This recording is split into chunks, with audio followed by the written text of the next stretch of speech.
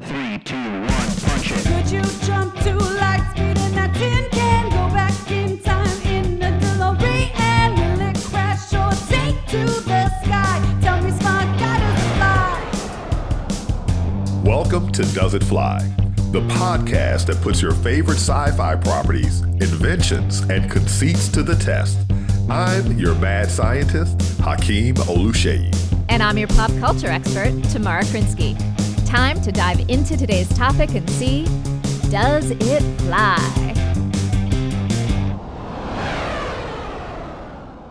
I have an announcement for you, Tamara. I am not the Hakeem that you know. You're not.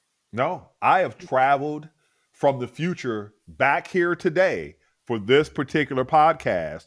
And so that their, space-time and, the fabric of reality doesn't get ripped asunder. Your normal Hakeem, I sent him on vacation. So he's up over there in Shenandoah Valley, and I am here from 80 years in the future. You look good. You look very good. Now, the funny thing is, often. I was gonna usually, like, we start these off by asking, how are you? Yeah. I was gonna ask, when are you? Ooh. That is a very good question. I've been asking myself that question all century. No, it's a true story. It's a true story. I'll tell you why. So there's this apocryphal quote from Mark Twain, which is, it ain't what you don't know that gets you into trouble, is what you know for sure that just ain't so. So I was talking to this famous astroparticle physicist, only famous among us. His name is Rocky Cobb, and spelled Kolb. He's up in Chicago. And he told me that quote. And the context was coming to these deep understandings about the nature of reality, things like Albert Einstein did. So I started to ask myself, what is it that I know for sure that ain't so? And one thing I hit upon was the fact of how we're having this current moment, and we think that this is the true now of the universe, right? But it occurred to me that every conscious being has that particular thought. So what makes our now the actual now? And so what I hit upon, again, I may have said this to you before, but a lot of times I think of something like, oh, that's brilliant. But then only to discover that people have been having that same thought for hundreds of years, right? So in their own now. Right? But it's this debate on the nature of time, eternalism versus presentism, right? So presentism is what we, I think of intuitively, that the current, this now never existed before, and we just moved into it, right? Whereas eternalism is that, oh yeah, it all just exists, right? And dear watchers, dear listeners, the reason we are traversing this topic is all as a tease for what we're going to be talking about today, which is Back to the Future. Back to the future! Yes, or forward to the past! Something like that. Up, down, around, I don't know how many dimensions we're talking about. So tell me this, when we were wee little ones and this movie came out, how struck were you by the title of the movie? Because I was like, whoa, Back to the Future. I don't know that I was struck by the title at all. I was struck by Michael J. Fox. Oh, listen, I was struck by Michael J. Fox from Family Matters days. From Family Ties, yeah. Family Ties, not Family Matters. Different one. Yeah, that's the Black family. That's with Urkel and them. Yeah. Family Ties. Yeah, I used to watch Family Ties and Cheers pretty religiously. And I don't know, one of the interesting things in my life that occurred is several years ago, I think it was 2018, my bank account, my debit card got into the wrong hands. Oh. And someone went on a spending spree in Europe. And among the things that they did they buy you a DeLorean? No, they did not buy me a DeLorean. They should have, but there wasn't enough money in my account. Maybe they were attempting to do so. But they donated $10 to the Michael J. Fox Foundation. Oh, that's so interesting. Yeah. Huh. So they were some righteous thieves. You got like a Robin Hood thief. Yeah, Robin Hood, except they weren't taken from the rich. Taken from the broke. Oh, no. Yeah. All right, so Back to the Future. Back to the Future. People always ask me if time travel is possible. And here's what I say. So is I that what we're say going to be focusing on? Does the science of time travel fly? Or does the science of what's our question for the this? DeLorean time machine. The Does DeLorean it time machine. fly Okay. for time travel? Okay. All right. So when people ask me, is time travel real? Does it really exist? I say, hold on 1 second. You see that? We just did it. Huh? Yeah. What? We're now in now. We're no longer in then. We're in now.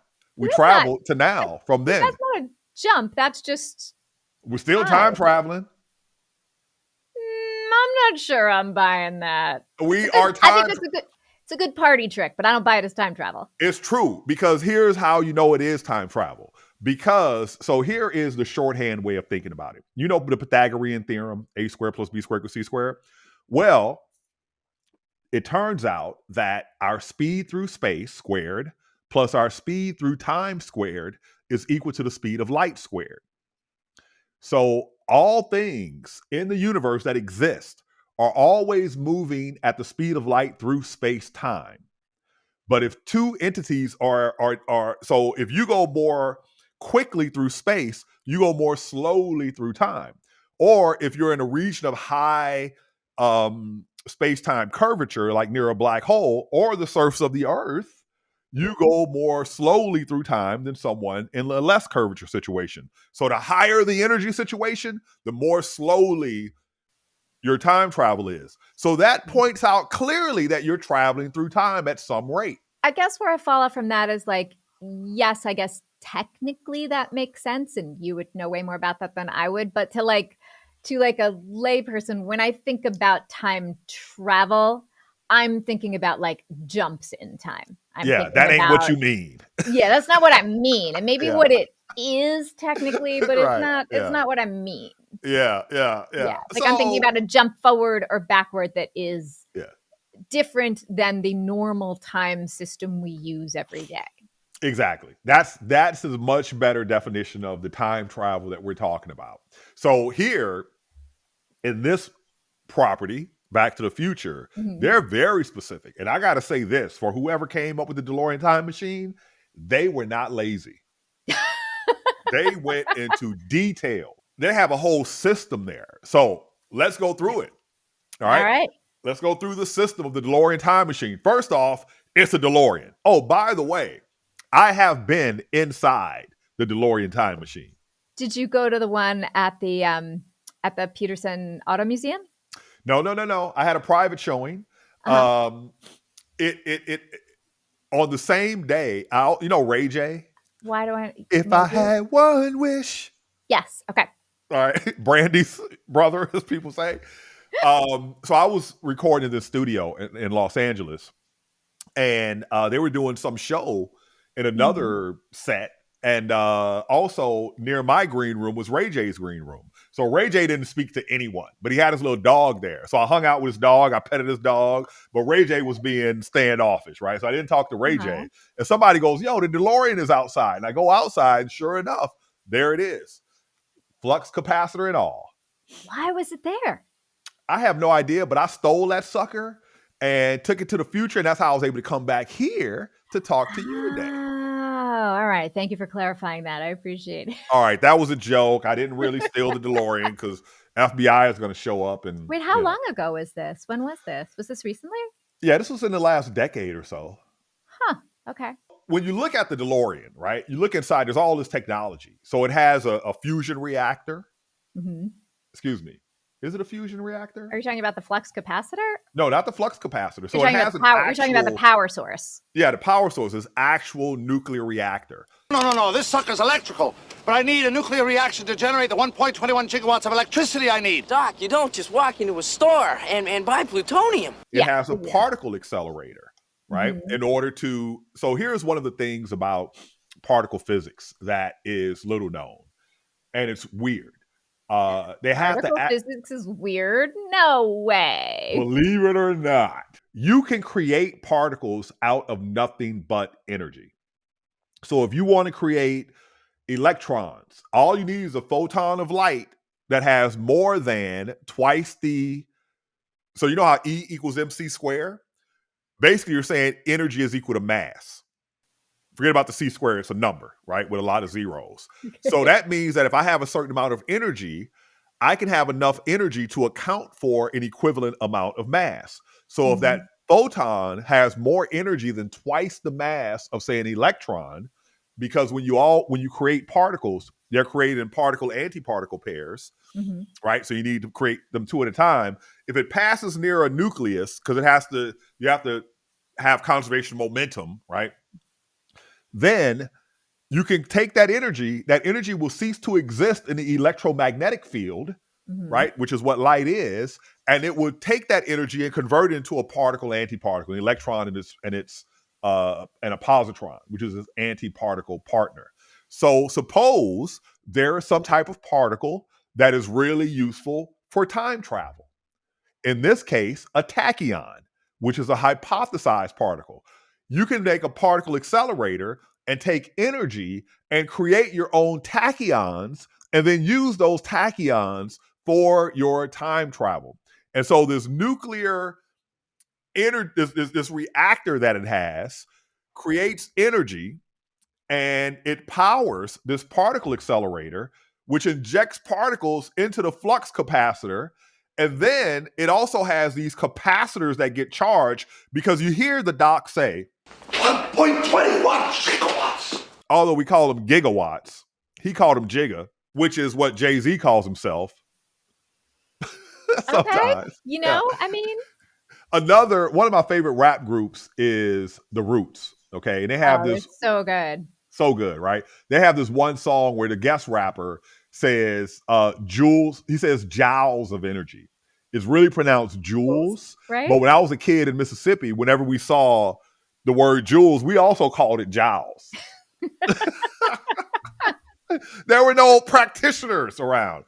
But the point is that power, there's 1.21 gigawatts, which is billions of watts. Yeah. Power is energy per unit time. So you don't have to have a lot of power. You don't have to have a lot of energy to get a lot of power, right?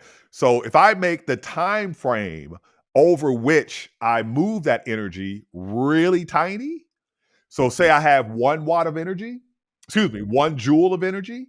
If I expend that joule in a billionth of a second, that's 1 gigawatt.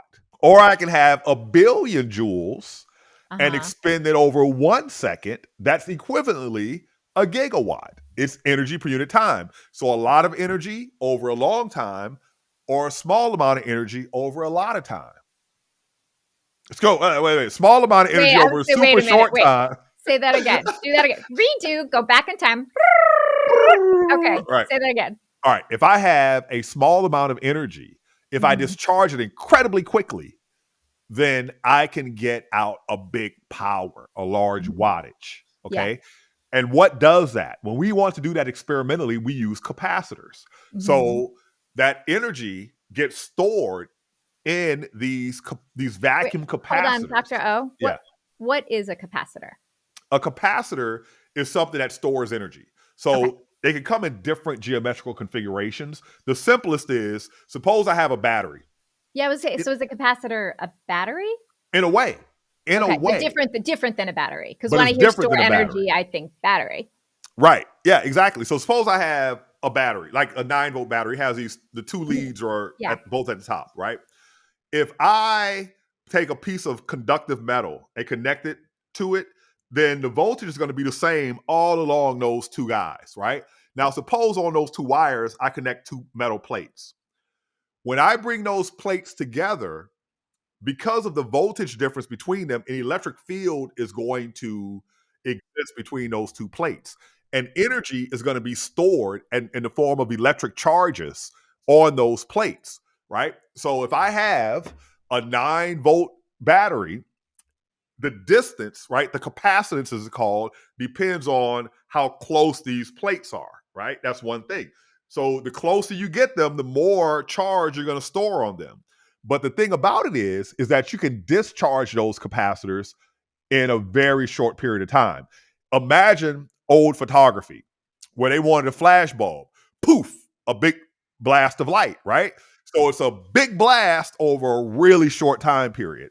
capacitors do that for us today. Whenever you need a big voltage from something, Uh-huh. power up some capacitors and poof, unload it, unload it over a very short time frame. You get that big burst of energy through. Okay. So that's what's happening.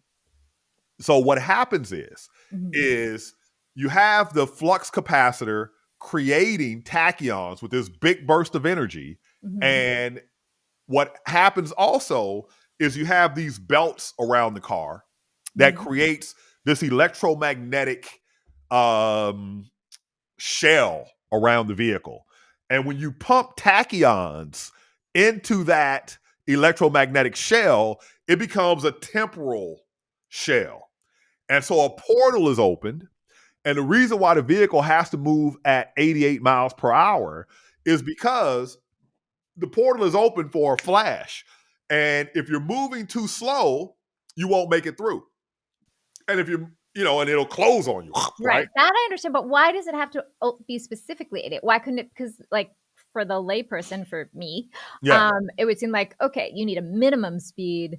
But why couldn't it be like 100 miles an hour? Or... Well, if you go too fast, right, then you will somehow slam into the damn thing, something it said when I read about it. So I don't get that point either, but it's a range. Okay. It's not at least 88. It's at least 88, but no more than some other number, because you have to get the DeLorean through the portal. Through the portal. You can't hit the portal too quick, and you can't linger too long, right, to successfully do it. Right. But if you look at the equipment that's inside of this thing, right, you don't just have the flux capacitor. You have the nuclear reactor. You have the capacitor banks. You have the accelerator. You have the coolant system, right? Because reactors are known to overheat. So if anything goes wrong, you have to cool that sucker off really fast.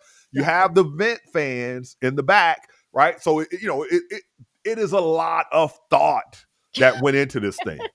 And then they create the actual hardware and put it all in the car. Like Doc, it was 1955 when Doc thought of all this. Doc is dope. Doc is awesome. I mean, it was 1955, but then it also took, another, because Back to the Future, sort of like our sort of touchstone year is 1985. That's when it starts. That's when, the time that they keep coming back to. So it took him that long. He had the idea, but then he had to like find all the things and actually get it to work. All that said, is time travel possible?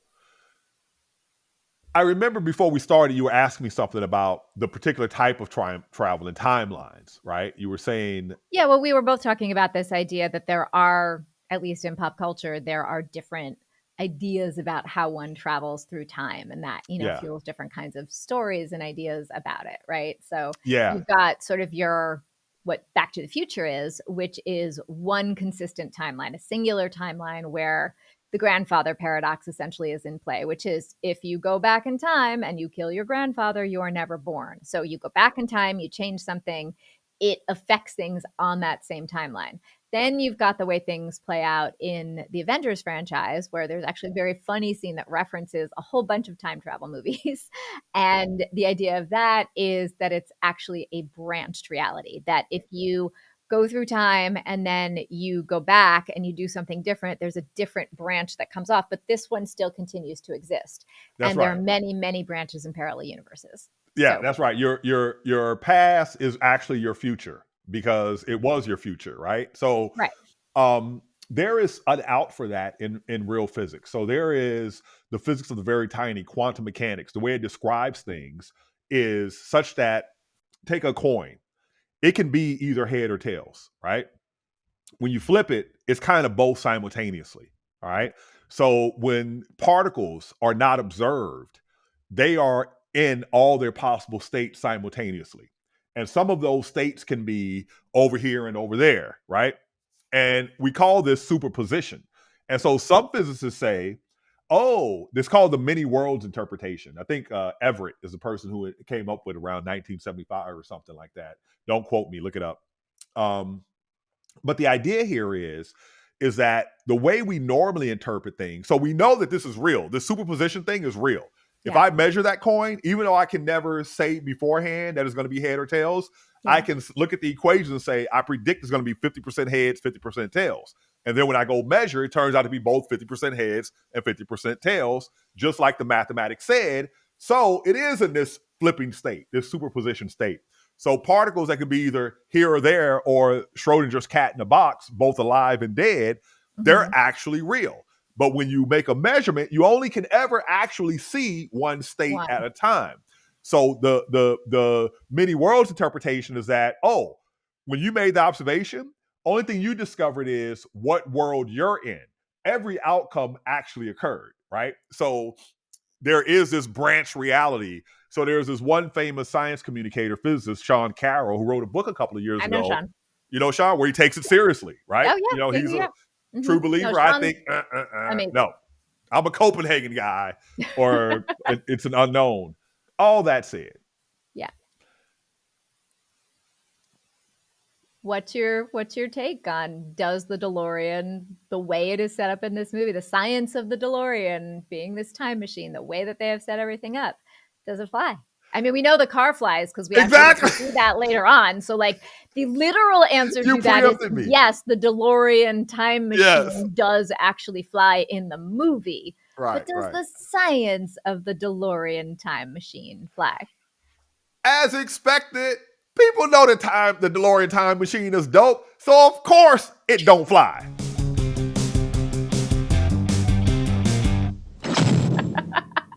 No, you can't depend on tachyons. Everything. Tachyons don't exist. Tachyons are cool, but they don't exist. So let me talk a little bit about tachyons, all right? What they are. These are hypothetical particles that can only travel greater than the speed of light. Nothing in our regular universe can reach the speed of light going faster and faster. They can't reach the speed of light going slower and slower. Oh, that's interesting. Yeah. They can never reach the speed of light. But they don't exist, right? They use them in other sci-fi properties, most famously Star Trek, I think. But Star Trek and Back to the Future use them the most. But they don't exist. So how can you have a technology based on something that does not exist? Come on, man. You put all that thought into it. But part of the question is, like, it doesn't exist now. Like, could it exist? You don't think so? Well, here we go. Remember that thing I was talking about energy and creating different particles? Well, we have ways of testing these. If you put enough energy into a tiny enough volume, every particle that exists, whether it's the particle like photons of light or electrons or quarks, they're all musical notes in a quantum field. So what do I mean about that? By that, a musical note, all electrons are identical. You can't tell one from the other. They can have different energies, but otherwise you can't tell them apart. All right. And that's a necessary condition for our technologies to work. There's these different statistics that, Bose-Einstein statistics, for example, and there are when the particles are distinguishable and when they're indistinguishable. And our technologies depend on this. So they're indistinguishable. What that means is it is not the actual thing, right? So if I take a musical note, a B sharp, every B sharp is a B sharp. The real thing is the vibrations in the air or the instrument that made it, right? So the musical note tells you that there is a medium vibrating, right? In the same way, the particle tells you that there is an excitation of a medium, and those medium are known as quantum fields. So if a tachyon exists, that means that the tachyon field exists, which means that an experiment like the Large Hadron Collider at CERN, it wrung space-time hard enough to create Higgs particles out of the Higgs field that just permeates all of reality everywhere. They would be able to excite the existence of these tachyons, and they're unseen. I don't know the energy level they're supposed to exist at, but if they were there, you could experimentally verify them. The fact that no one is even attempting that tells you something. But the engineering of Back to the Future is so amazing, but the engineering relies on faulty science and the causal loops that you brought in, right? Like, you can't go back and kill your own parent and make you not exist. That's a causal paradox. You can't do that. That is the basis. Okay, so that is actually the basis of many time travel stories, right? And Yeah. paradox. And so, that's where we get into like the question of like, does the story fly in Back to the Future? So when you look at time travel movies, I mean, these are some of the questions that come up. I mean, one of my very favorite and first movies that, really made an impression and made me fall in love with the sci-fi genre was The Terminator. Which time travel movie. And I don't want to get too deeply into that because I want to save that if we ever do an episode on Terminator. But all I will say is there's a huge paradox in that movie. And Yes. this comes up in many time travel movies. And, it becomes this question of like, are we going to suspend disbelief? Are we not? What are we going to do here? Yeah. So as far as Back to the Future goes, I think that there are a number of things that they set up to help the viewer gain entree into this world. Mm. And also I need to give a shout out to Robert Zemeckis, the director, and Bob Gale, who originally came up with the story for the film. And he was actually inspired he found an old yearbook of his dad's, Ooh. and he was looking through it, and he was like, I wonder if I had like been in high school at the same time as my dad. I wonder if we would have been friends. Like, would we have been cool Wow. with each other? And that is actually what inspired. That was the seed for the idea for this. That is interesting. That's an interesting question too. Mm-hmm. Do you think you would have been friends with your dad? I don't know what he was like as a kid. I knew what he was like as a grown up, but Mm-hmm. yeah, that's a good question. I don't know because he was so damn country and I wasn't. And the country dudes used to always like, trick me with stuff. Here, bite this persimmon. It's ripe, but it wasn't. Wait, but you've told me before that you were a practical joker, so it sounds like maybe you would get along. I know, right? Right. So now I'm starting to know too much about you. And what am I talking about? All my friends were hella country anyway. So well, I was like, are you not country? You've talked to me about like eating raccoons and crap. So well, I showed up in the country at, around puberty, right? Middle school. And so to them, I was an idiot. That they like literally everybody could drive cars, they could rebuild they worked on, you had to do stuff, and as a city kid, you sat around watching TV and riding a skateboard. So yeah, no, it's an interesting question. And so that's, that was the seed of the movie.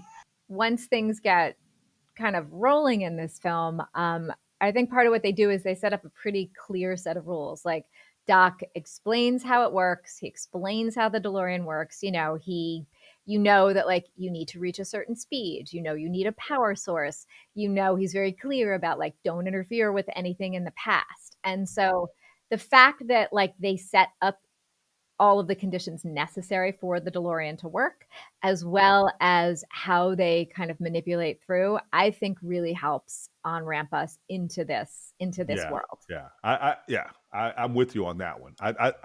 But the challenge for me that I want to hear from you, does it stick throughout? Does is it consistent? Is it a consistent world?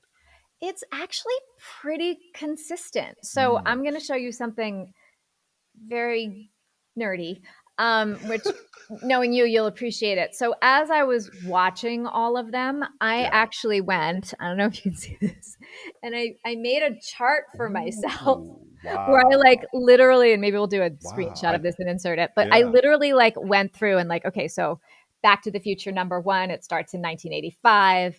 Then original Marty McFly, Michael J. Fox's character, and Doc Brown go back to 1955. And you just get to watch. I mean, watching Michael J. Fox and Christopher Lloyd together is just a hoot. And they spend most of the time in 1955. That's where Marty runs into Leah Thompson, who plays his mother, who develops a crush on him, and mayhem ensues. And then they come back to 1985. But then, like in 1985, when he comes back, he sees alternate Marty go back to 1955. And so, that like makes you go, huh.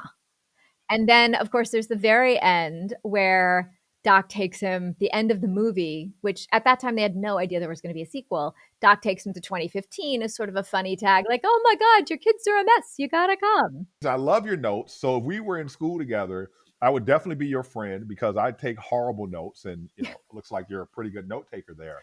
Well, I'm also like, I'm a kinesthetic learner, so I need to like write things, and I'm visual. Yeah. So like I need to write things down. Like you say something to me, I don't remember a damn thing you said, but like Yeah. Same. Yeah. Yeah. And when when I would take exams, I could actually look at the last time I saw it in my mind's eye. hmm I could look at Same. the Like I can page. tell you, like, oh, the answer to that is on like the lower right part of the page, and it's in a green highlighter. Yeah. So I did this whole like chart because Yeah. I had the same question, like, is this consistent? Yeah. Does it work? Now, Right. we Right. were talking before about the idea of different kinds of time travel and different theories of like branched worlds, many worlds, parallel universes versus one straight timeline. And Back to the Future is very clear that it's a straight timeline. However, there are several places where there are some loops. And so I was kind of like, does that break the world building?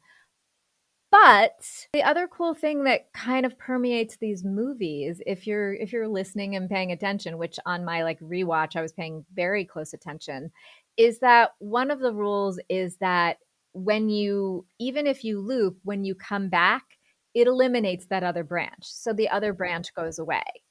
And they're very clear about that. They say it several times. So it's not a branch timeline. So because of that, even though there are the loops then cease to exist. And it also, there's another thing that assists this, which is that it doesn't happen instantly. Like we spent a lot of this conversation talking about how quickly things do or do not happen and time versus energy and things like that. But one of the motifs that they use, or one of the storytelling devices that they use, which I appreciate, is the images. In the first movie, it's the image. In the second movie, it's newspaper headlines. And in the third movie, it's a thing about a tombstone. And for each of those, you see things slowly fading in and out over existence. And so it helps us, the viewer, the audience, follow the story logic as they're going through. But it also establishes the fact that this is not an instantaneous thing. Like it, what I, we folks who are fans of time travel and things like that may be familiar with the idea of the butterfly effect, which is the idea that like you touch a butterfly's wings in one part of the world and it flies and it changes its course, and then that flies off and has a million different little changes in the rest of the world, and suddenly there's a huge catastrophe on the other side of the world because of the little brush that you did. They make it pretty clear that that's not a piece of this universe they've built, and that these little changes don't create these big changes, and that the changes need sort of time to take place. And that is why, as you go through the first movie and you first see, you see each of his siblings disappear, and then Marty's the last to disappear. So there's time to write these things. There's time to negotiate and move through these worlds. And I think the fact that they establish that helps to actually make the story fly. Yeah. Yeah. That is So so dope. yeah. Yeah. So Yeah. that That is was so a dope. big. So they have a lot of like what quantum computers need right now. They have this error correct. They clean up. They clean up these loose ends, not instantly, but over these short time scales. I had no idea about that, but that is a perfect analogy. And Yeah. then the other thing that I do love, though, is that in doing so, one of the things that I read about this somewhere, and I've been thinking about it a lot. There was a blog post that I read, and I apologize because I can't remember the name of the person who posted it. If I remember, we'll put it in the notes. But this idea that, so at the end of the first movie, right, you have Marty having this night in the middle of it. You have him, he goes to 1955, some things reset. So when he comes back to his own reality, this is original Marty McFly in 1985, he walks into a different reality. His parents are happy. His dad is successful. They have a different level of success as far as, financial things and whatever. That's another message we could pick at. Right. But anyway, that's what equals happiness, but that's another conversation. Don't get me wrong. I like money. Money's fun. But that aside, you then have a Marty who in the next two movies is still in many ways looking for validation, is still trying to prove himself, Right. is still, he's still that guy who, if you say, hey, chicken, or any Right. version thereof, he immediately, like, his ire Yeah. gets up, like that's a Right. thing. Yeah. And what is so interesting to me is this idea that even though Marty has now come back to 1985 in this new version, it's still our Marty from original 1985. So he's in this reality, but that Marty has not grown up in this well-adjusted family. He has not grown up Yeah. feeling comfortable and successful. So he still Man, you carries went a around. few layers deep. I love it. Yeah. Oh yeah, I went down the rabbit hole on this. And I'm gonna try and find the person who talked about this because I was Yeah. really fascinated by this idea. And I think it really, and so I was keeping that in mind as I was watching the movies because I think that really tracks. And this very Yeah. human idea that Yeah. we are the sum of our experiences. And we're gonna, until we have a different experience, we're gonna take that through with us. And that when you asked me about consistency, do things stay consistent? They do. And it's not until the very final movie when Marty has some big realizations about having control over his own future that he finally makes that change. And, I love that. And of course, I love the final message of it, which is, when Doc says to him, your future is whatever you make it, so make it a good one. Oh, I love that. Yeah. Yeah. Yeah. Or is it? Or is it? Because there are these debates happening in philosophy and physics about do we have free will? And, Well, that's a whole other question, and we could spend hours talking about that. and they do, and people Yeah. do. Yes. Yeah. And people do. Yeah. So, what But is I'm beginning to get a feeling here. I'm getting a feeling on what your take is, but I want to hear it right from the time traveler's mouth. as far as the story world goes in Back to the Future, it absolutely flies.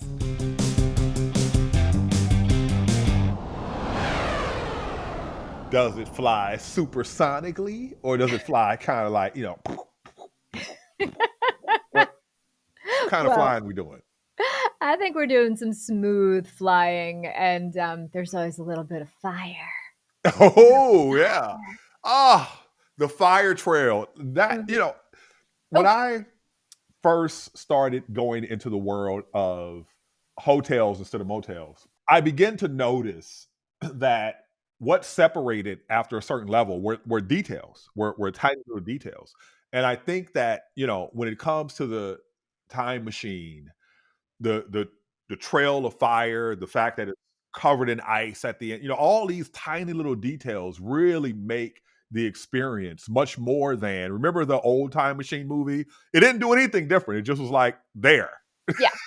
Yeah. Well, Yeah. so here's a fun behind the scenes tidbit. So so a really close friend of mine worked on there's actually a series called Expedition Back to the Future.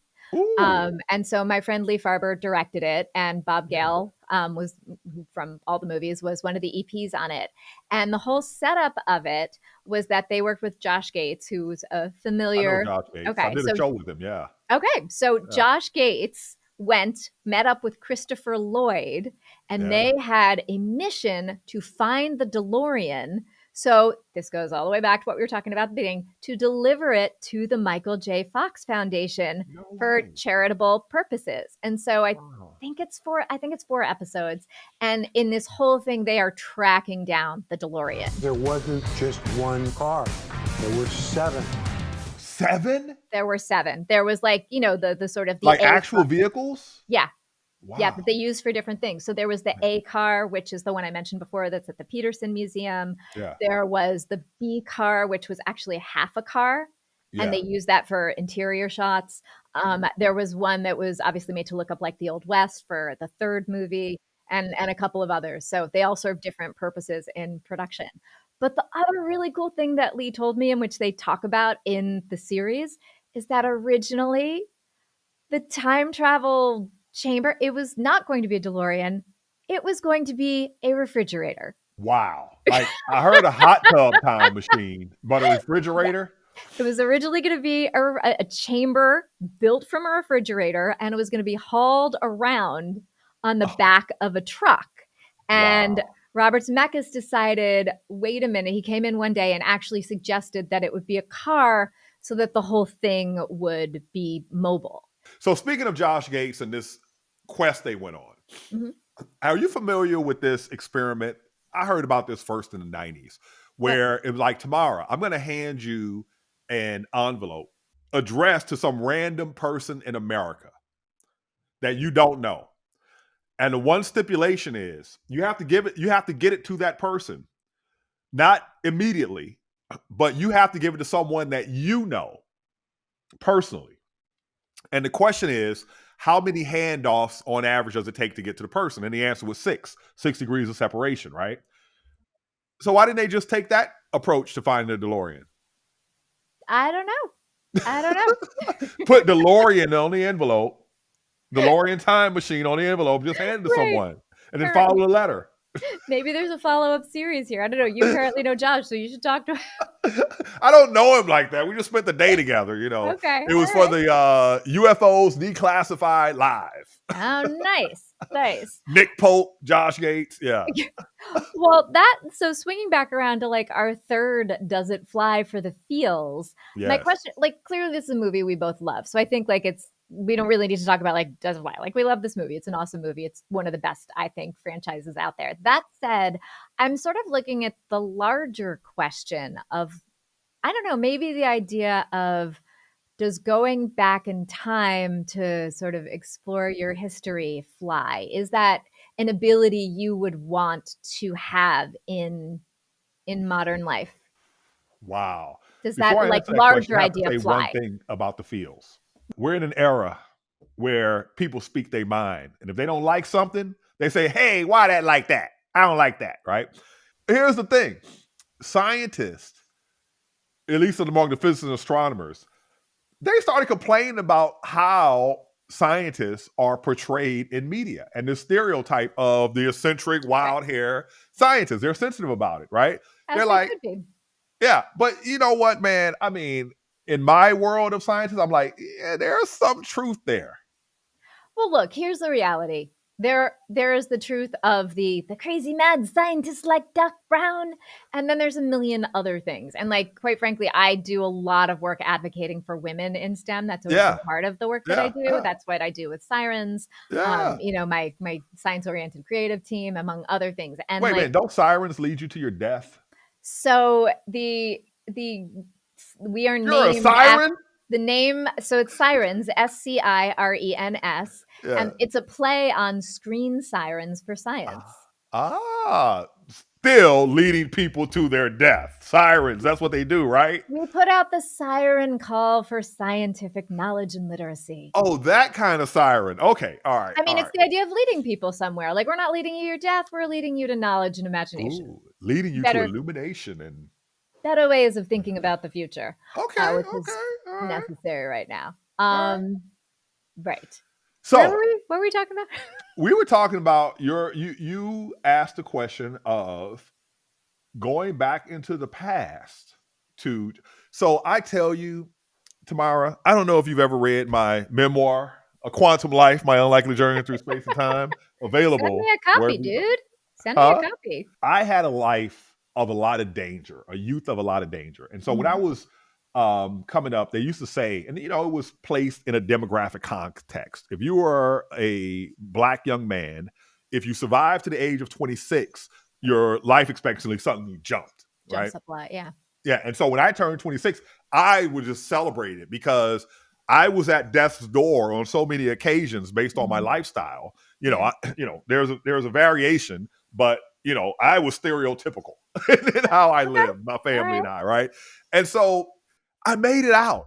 And I don't mean made it out the hood. I mean, I made it out of putting myself in danger and being unawares of how to engage with the community and this sort of, the economy and this sort of thing. And so I don't want to change anything. Because I'm like, man, if I change one tiny thing, it could go so haywire. I've been walking this tightrope and there was very little margin for error. And if I change one tiny thing, who knows? On all those occasions where it could have been it might turn out to be it. And there you go.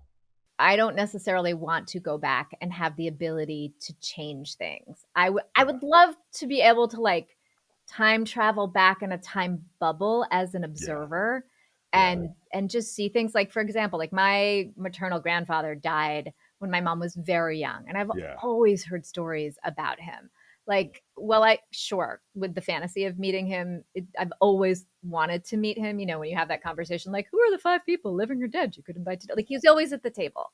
And I would love to meet him. But that said, given these sort of larger circumstances of like how changing things could affect things, I would just love to like travel back in a bubble, a la like Glinda in The Wizard of Oz, and observe and just like see what he was like, or see what it was really like in Little House on the Prairie times, or whatever it is. So there's that piece of it.